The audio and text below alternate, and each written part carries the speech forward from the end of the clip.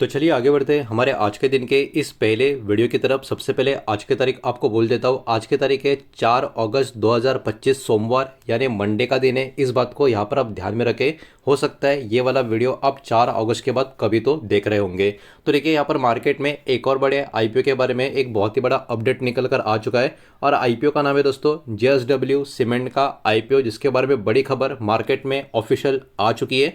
IPO कब open होगा, price band क्या होगा, सारा का सारा डेटा आ चुका है। तो इसी को अभी हम फटाफट यहाँ पर एनालिसिस करना स्टार्ट कर देने वाले हैं। तो हो सके तो वीडियो के साथ आप अंत तक बने रहिएगा। तो सबसे पहले आईपीओ का तारीख क्या होगा, आईपीओ का डेट क्या होगा। तो जेएसडब्ल्यू सीमेंट का जो ये आईपीओ है ये ओपन होगा 7 अगस्त को और क्लोज होगा 11 अगस्त को। एकदम सिंपल सी बात यहाँ पर हमको समझ में आ गई।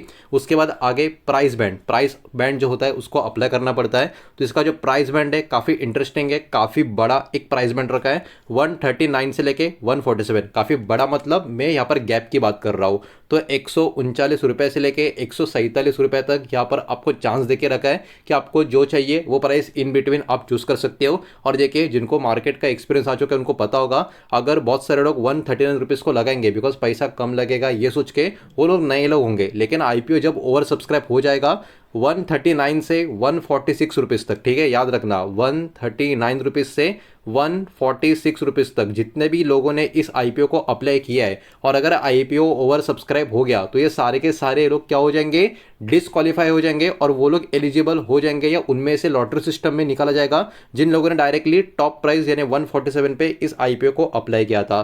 तो याद रखना हमेशा जब भी कोई बहुत बड़े कंपनी का आईपीओ आता है ट्राई करना मैक्सिमम जो प्राइस होती है उसको ही अप्लाई करें। बिकॉज एक बार आईपीओ ओवर सब्सक्राइब हो गया जिसका चांस 95% रहता है आईपीओ ओवर सब्सक्राइब होने का, तो 147 के नीचे के जितने भी लोग हैं वो ऑटोमेटिकली डिस्क्वालीफाई हो जाते हैं। आगे बढ़ते हैं नेक्स्ट स्लाइड की तरफ। लॉट साइज की अगर हम बात करें, you need to buy at least 102 share, मतलब कम से कम आपको 102 शेयर खरीदने ही पड़ेंगे। आप बोलोगे मुझे 55 शेयर खरीदने हैं, मुझे 2 खरीदने हैं, मुझे 500 खरीदने हैं, वैसा नहीं चलेगा। 102 या 102 का मल्टीपल में आपको खरीदना होगा। बिकॉज यहाँ पर एक लॉट 102 शेयर का है, मतलब आपको एक लॉट के लिए अप्लाई करना है तो आपको 102 शेयर खरीदने होंगे। 2 लॉट के लिए अप्लाई करना है तो 204, और वैसे ही और तीसरा लॉट खरीदना है तो 306। तो 102 के मल्टीपल में आपको शेयर खरीदने होंगे। इस बात को यहाँ पर आप ध्यान में रखें। ये जो मिनिमम इन्वेस्टमेंट वाला डेटा है ना, ये थोड़ा सा यहाँ पर अलग है, इसको मैं बाद में आपके साथ डिस्कस करूंगा तो इसको मत पढ़ना, इसके ऊपर मैं बाद में आऊंगा। मिनिमम मैक्सिमम इन्वेस्टमेंट क्या क्या निकल कर आ सकती है पूरा कैलकुलेशन में आपको बता दूंगा, तो इस पॉइंट को अभी के लिए हम इग्नोर कर देंगे। तो प्रमोटर होल्डिंग की यहाँ पर हम बात करें तो आप देख सकते हो अभी इस टाइम प्रमोटर ओन करते हैं लगभग 79% का होल्डिंग। मतलब ऑब्वियस सी बात है, सेबी का जो रूल एंड रेगुलेशन है उसके मुताबिक 75% के ऊपर होल्डिंग प्रमोटर का नहीं हो सकता, कम करना पड़ेगा।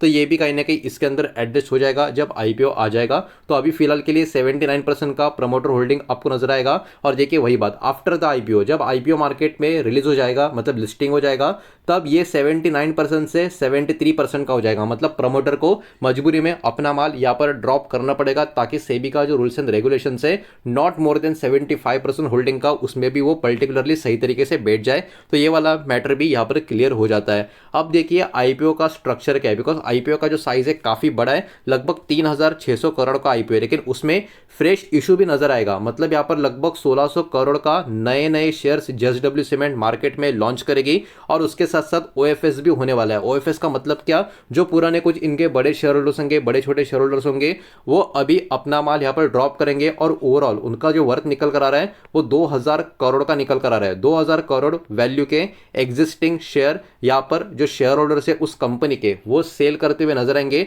तो यहाँ पर अगर आप 2000 और 1600 इन दोनों नंबर्स को ऐड करोगे तो 3600 का वैल्यू आपको देखने को मिल जाएगा, जो इस पर्टिकुलर आईपीओ का वैल्यू आपको देखने को मिल रहा है।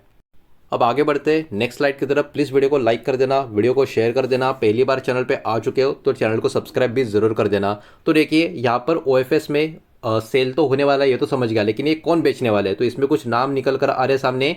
एपी एशिया अपॉर्चुनिस्टिक होल्डिंग ये एक नाम है। सिनर्जी मेटल्स इन्वेस्टमेंट होल्डिंग ये दूसरा नाम है, और state bank of India SBI ये तीसरा नाम है। तो याद रखना है एसबीआई ये स्टॉक मार्केट में लिस्टेड है, ये हमको पता है, और जिसके पास भी होगा तो इनको इतना तो आइडिया होगा कि एसबीआई को यहाँ पर वैल्यू अनलॉकिंग का एक फायदा देखने को मिलेगा। अब देखिए ये जो फ्रेश इशू है, मतलब यहाँ पर फ्रेश शेयर जो जेएसडब्ल्यू सीमेंट रहा है, ओएफएस का तो अलग, लेकिन फ्रेश इशू जो ये लोग कर रहे हैं उसका पैसे का यूज ये कैसे करेंगे, तो 800 करोड़ का यूज ये कैसे करेंगे, सेटअप करेंगे इनका नया सीमेंट का प्लांट नागपुर और राजस्थान में, ये बात इन्होंने बोली है, और 520 करोड़ लोन का रीपे करने के लिए यूज करेंगे ताकि कंपनी का जो कर्जा है उसमें कम कटौती हो सके, जो काफी अच्छा एक पॉजिटिव एक बयान या स्टेटमेंट आपको देखने को मिलेगा। फाइनेंशियल परफॉर्मेंस का जो ये कॉलम है इसको भी यहाँ पर मैं कहूंगा आप इग्नोर करें, इसको मैं अभी आपको आगे बताता हूँ। तो मैक्सिमम इन्वेस्टमेंट कितना जा सकता है आपका, और फाइनेंशियल परफॉर्मेंस अभी मैं थोड़ा आगे आपको बताता हूँ।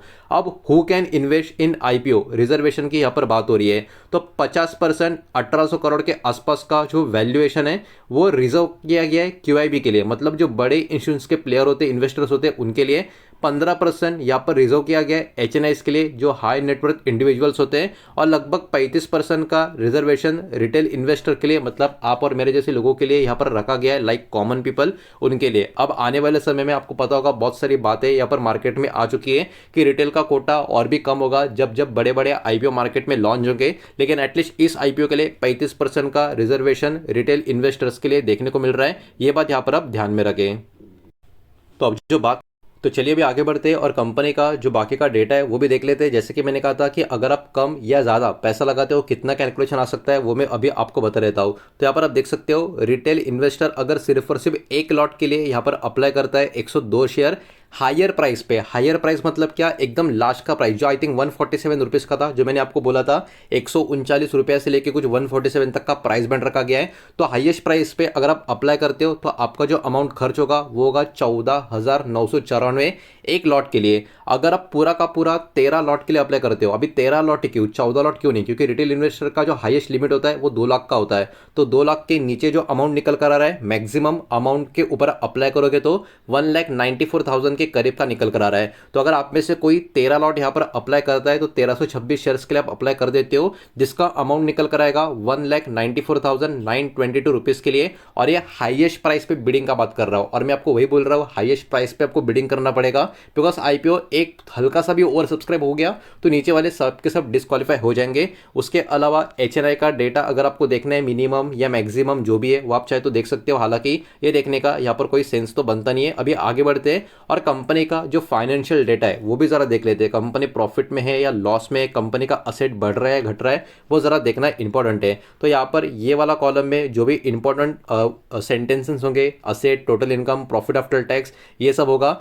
यहाँ पर आप देख सकते हो 31 मार्च 2025 का फाइनेंशियल का डेटा यहाँ पर नजर आएगा, 31/2024 का फाइनेंशियल का डेटा ये कॉलम में नजर आएगा, और 31 मार्च 2023 का डेटा ये कॉलम में हमको नजर आएगा। तो ये सारे कॉलम आपको बस याद में रखना है, बिकॉज अभी मैं स्क्रॉल करूंगा तो ये ऊपर का जो 31 मार्च ये सब लिखा ना आपको दिखेगा नहीं। इसका मतलब क्या, 3 साल का डेटा यहाँ पर हम चेक करने वाले, कंपनी कितना प्रॉफिट में है या कितना लॉस में है। तो सबसे पहले अगर मैं बात करूँ असेट की, तो आप देख सकते हो 2023 वाला फाइनेंशियल में इस कंपनी का जो असेट था 10,218 करोड़ के आसपास का हमको देखने को मिल रहा था। उसके बाद असेट बढ़ा 11,318 करोड़ के आसपास, और अभी जो मार्च के महीने में फाइनेंशियल ईयर खत्म हुआ तब भी कंपनी का जो असेट बढ़ा 12,000 करोड़ के ऊपर चला गया। मतलब क्या, कंपनी के असेट में काफ़ी ज़बरदस्त ग्रोथ हो रही है, जो बहुत ही अच्छी साइन मैं मान के चलूँगा। कंपनी का टोटल इनकम अगर हम देखें तो यहाँ पर नंबर भी आप देख सकते हो, कंपनी का टोटल इनकम 31 मार्च 2023 वाला फाइनेंशियल ईयर में था 5,982, मतलब लगभग 6,000 करोड़ के आसपास का। अगले साल 6,115 करोड़ के करीब चला गया, मतलब यहाँ पर भी इंप्रूवमेंट है।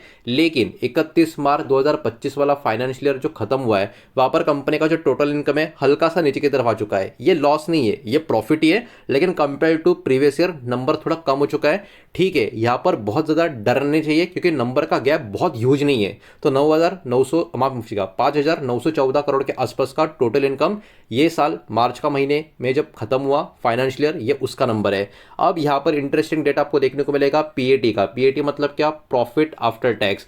104 करोड़ का प्रॉफिट था 31 मार्च 2023 वाला फाइनेंशियल ईयर को। उसके अगले साल प्रॉफिट कम हो गया, 62 करोड़ के आसपास का प्रॉफिट आ गया, और सबसे इंटरेस्टिंग चीज़ पता है क्या है, अभी देखो ये वाला फाइनेंशियल ईयर जो खत्म हुआ है वहाँ पर कंपनी को प्रॉफिट नहीं हुआ है, कंपनी को लॉस हुआ है 164 करोड़ के आसपास का।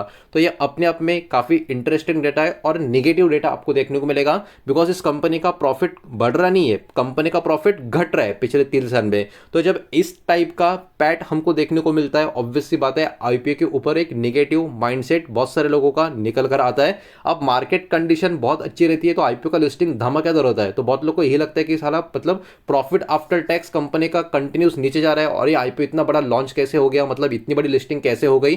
तो ये पर्टिकुलर चीज हो जाती है। तो यहाँ पर ये कुछ चीजें आपको ध्यान में रखनी होगी कि नंबर्स प्रॉफिट आफ्टर टैक्स के खराब है, ये हमको एक्सेप्ट करना पड़ेगा। लेकिन जिस दिन आईपीओ का लिस्टिंग होगा उस दिन मार्केट कंडीशन काफी बेटर रही, आईपीओ डिमांड में रहा, तो लिस्टिंग काफी बड़े लेवल पे भी हो सकती है। ये टोटली उस दिन के ऊपर डिपेंड है। एबिटा की अगर मैं बात करूं, 826 करोड़ का एबिटा था 2023 वाला फाइनेंशियल, अगले साल बढ़ गया और फिर से इस फाइनेंशियल ईयर में कम होता हुआ हमको देखने को मिला, जो भी खत्म हो चुका है। नेटवर्थ कंपनी का 2300 के आसपास था करोड़ में 2023 में, उसके बाद बढ़ गया 2465 करोड़ के आसपास, और ये साल जो फाइनेंशियल खत्म हुआ मार्च में तब हल्का सा घटा। तो पिछला फाइनेंशियल ईयर जो खत्म हुआ है ना वो कंपनी के लिए बहुत प्रॉमिसिंग नहीं रहा है, हल्का सा नेगेटिविटी वहां पर हमको देखने को मिल रहा है। रिजर्व एंड सरप्लस का डेटा भी कुछ वैसा ही है, 3 साल पहले लगभग 1300 करोड़, उसके बाद 1400 करोड़, और पिछला फाइनेंशियल ईयर लगभग फिर से 1300 करोड़ के नीचे आ गए। कंपनी का बोरोइंग अगर आप देखोगे तो वो भी हल्का सा ऊपर की तरफ आपको देखने को मिल रहा है। तो देखिए ओवरऑल ये आईपीओ का जितना सारा डेटा था सब कुछ मैंने अभी यहाँ पर आपको बता दिया है, समझा दिया है। अभी ये आपके ऊपर है कि आपको इस पर्टिकुलर आईपीओ को अप्लाई करना है या नहीं। नंबर्स फाइनेंशियल कंपनी के इतने मतलब कॉन्फिडेंस नहीं देंगे अप्लाई करने को, लेकिन एज आई सेड कि आईपीओ का लिस्टिंग मार्केट कंडीशन पे डिपेंड होता है, डिमांड कितना उस आईपीओ का चल रहा है उसके ऊपर डिपेंड होता है। तो वो सारी चीज़ें भी आपको ध्यान रखनी होती है, वरना कभी कभी ऐसा ही होता है कि आईपीओ के नंबर्स काफ़ी खराब होते हैं लेकिन लिस्टिंग काफ़ी धमाकेदार होती है। ये भी चीज़ें हमने पहले भी कई बार देखी है। तो टाइम है, आराम से आप सोच सकते हो कि आपको क्या करना है क्या नहीं। सीमेंट सेक्टर का कैटेगरी का आईपीओ है, लॉन्ग टर्म में ग्रोथ की प्रोबेबिलिटी काफी हाई है, तो हो सकता है लिस्टिंग के बाद ठंडा रिस्पांस मिले, लेकिन आने वाले समय में लॉन्ग टर्म में काफी बढ़िया परफॉर्मेंस मिलने के पूरे चांसेस है, बिकॉज काफी बड़े ग्रुप को भी बिलोंग करने वाली ये कंपनी आपको देखने को मिलती है। अब ये आपके ऊपर है कि आपको क्या करना है क्या नहीं। उम्मीद करता हूँ वीडियो पसंद आया होगा, समझ आया होगा, तो वीडियो को लाइक करें, दोस्तों शेयर करें। पहली बार चैनल पे आ चुके हो तो सब्सक्राइब भी कर देना, और कोई भी स्टॉक में निवेश करने से पहले खुद की स्टडी रिसर्च जरूर करें, फाइनेंशियल एडवाइजर की सलाह जरूर ले। मिलते हैं नेक्स्ट वीडियो में, धन्यवाद।